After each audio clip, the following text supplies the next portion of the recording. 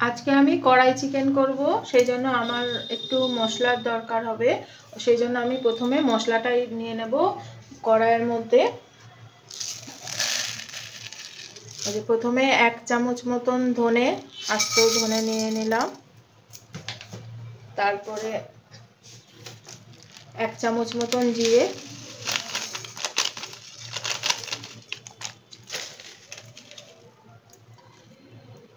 2টো শুকনো লঙ্কা নিলাম,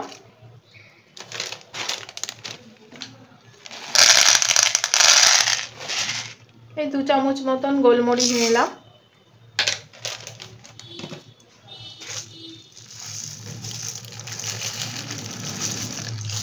এক চামচ মতন মৌরি নিলাম,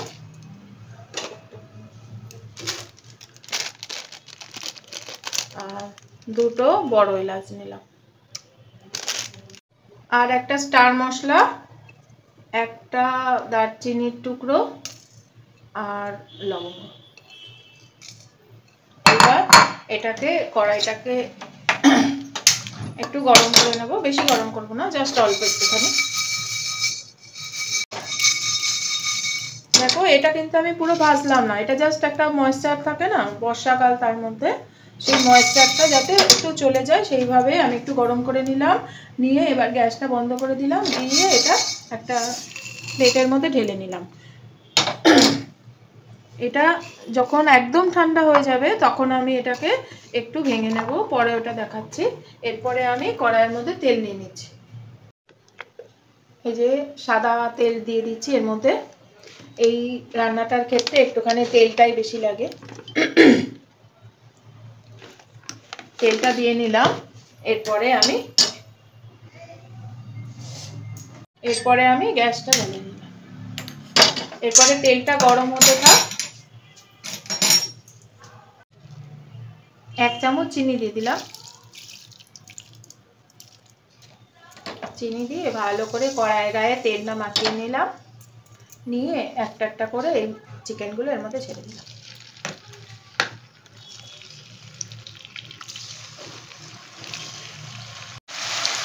এরপরে মাংসের ওপর দিয়ে নুন ছড়িয়ে দিতে হবে, সল্ট দিয়ে দিলাম।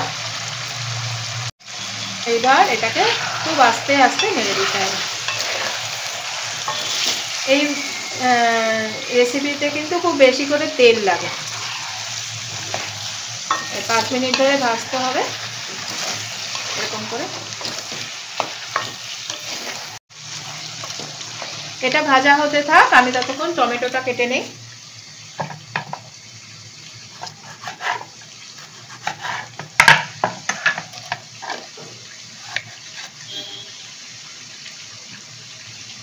এটাকে খুব বেশি কাটার দরকার নেই, জাস্ট এরকম উপরটা বাদ দিয়ে এরকম বড় বড় টুকরো করলেই হবে।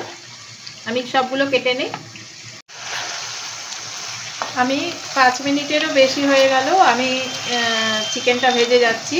মনে রাখতে হবে এটা কিন্তু ঢাকা দিয়ে করা হবে না, কারণ এটা হচ্ছে ধাবা স্টাইল, তো ধাবাতে এরকম ঢাকা দিয়ে কখনো রান্না হয় না এই রান্নাটা।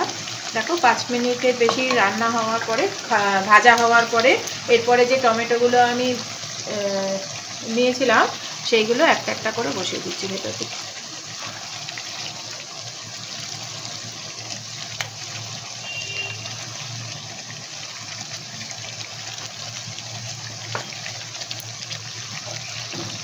টমেটোগুলো দিয়ে দিলাম, এটা একটুখানি গরমে গরমে সেদ্ধ হোক। এরপরে আমি এই যে কাঁচা লঙ্কাগুলো যেগুলো আছে, কাঁচা লঙ্কাগুলো আমি গ্রিন চিলি এগুলো আমি কেটে নিচ্ছি।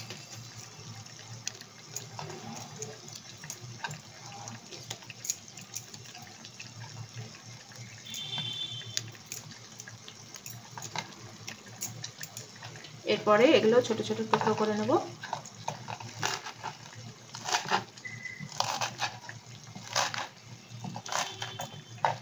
দেখবে ধাবা স্টাইল যেগুলো রান্না হয় সেগুলো এরকম গ্রিন চিলির গন্ধটা খুব সুন্দর লাগে, ওই জন্য আমি এরকম এর মধ্যে দিয়ে দিলাম। এরপরে ভালো করে আরেকবার নেড়ে দিই।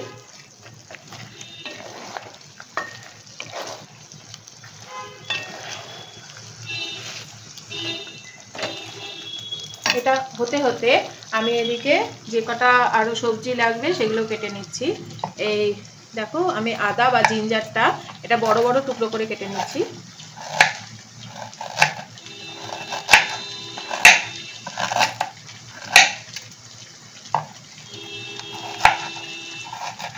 এটা কিন্তু বেশি কাটা যাবে না, এরকমই কাটতে হবে বড় বড় টুকরো করে।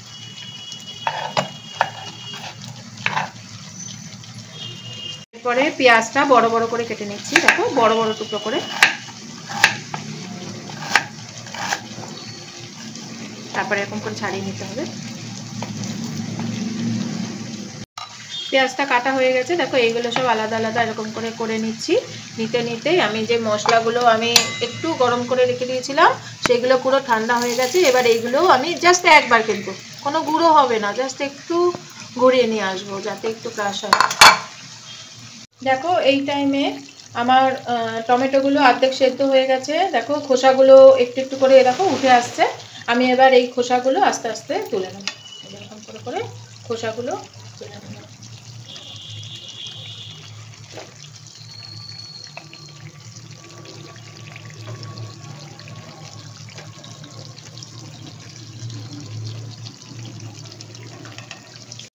টমেটোর খোসাগুলো তুলে নিলাম। এরপরে টমেটোগুলোকে এরকম এরকম করে একটু ভেঙে দেব যাতে ভালো করে এর সঙ্গে মিশে যায়।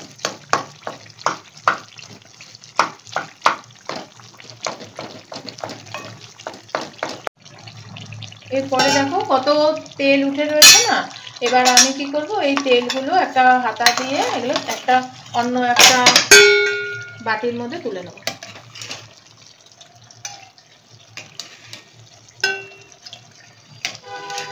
মাংসের যে এক্সট্রা তেল ছিল সেটা আমি এই বাটির মধ্যে তুলে নিলাম। তুলে নিয়ে দেখো মাংসটা আরেকবার আমি নেড়ে দিচ্ছি। নেড়ে দিয়ে এই যে ক্যাপসিকাম আর টমেটোটা কাটা বাকি আছে এখনো, এটা আমি কেটে নিচ্ছি, বড় বড় করে কেটে নিচ্ছি।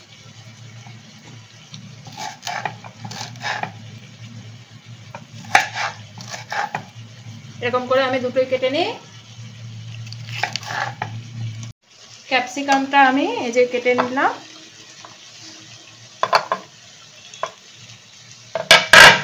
এরপরে আমার টমেটোটা কাটা বাকি আছে, টমেটোটাও আমি বড় বড় করে কেটে নিচ্ছি যেরকম। টমেটোটা কাটা হয়ে গেল। এরপরে আমি এদিকের গ্যাসটা একটুখানি জ্বালিয়ে নিচ্ছি। জ্বালিয়ে নিয়ে এইটা আমি এইদিকে দিয়েছিলাম, আর যেটা বাটির মধ্যে আমি তেলটা তুলে রেখে দিয়েছিলাম সেটা আমি নিয়ে নিলাম। এর মধ্যে আমি এবার এগুলো প্রথমে আমি এই যে বড় বড় করে যে জিঞ্জার বা আদাটা কেটে রেখে দিয়েছিলাম সেটা ভাজার জন্য দিয়ে দিলাম ওই তেলের মধ্যে। ভাজা হোক। দেখো আদা বা জিঞ্জারটা বেশি আজে, এই যে বেশি আজে ভাজা হচ্ছে। এরপরে আমি এই যে পেঁয়াজটা দিয়ে দেবো, বড় বড় করে যে পেঁয়াজটা কাটা ছিল সেগুলো দিয়ে দিলাম।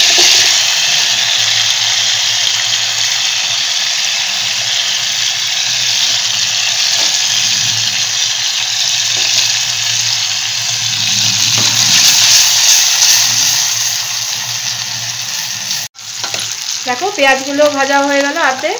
এরপরে আমি যে ক্যাপসিকামগুলো কেটে রেখে দিয়েছিলাম এবার ক্যাপসিকামগুলো দিয়ে দেবো। আর এই যে বড় বড় করে যে টমেটো কেটে রেখে দিয়েছিলাম টমেটোটা দিয়ে দেবো।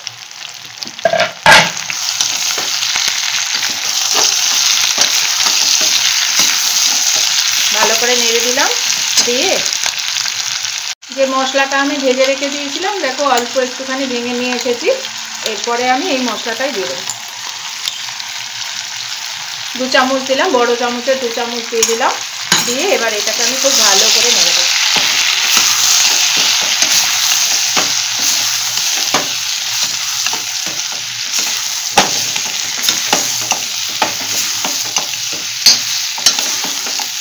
এবার সবজিটার মধ্যে আমি অল্প করে সল্ট বা নুন দিয়ে দিলাম, আর অল্প করে সুগার বা চিনি দিয়ে দিলাম।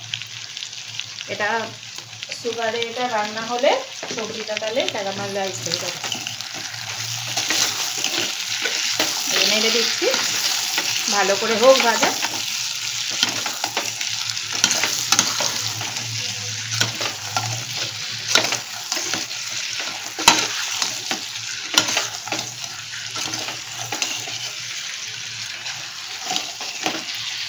এবার এটা যে হয়ে গেছে, এটা আমি এই মাংসটার মধ্যে ঢেলে দিচ্ছি।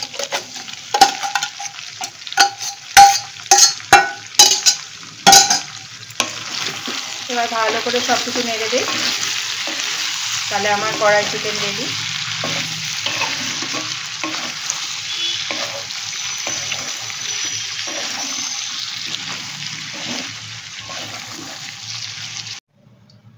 আজকে আমার এই কড়াই চিকেন রেসিপিটা তোমাদের কাছে কীরকম লাগলো অবশ্যই কমেন্টে জানাবে। নিশ্চয়ই ভালো লেগেছে, যদি ভালো লাগে তো তোমরাও করবে, আর আমাকে সাবস্ক্রাইব করো। আর তোমরা সবাই ভালো থেকো, আর পরের এপিসোডে আবার দেখা হবে।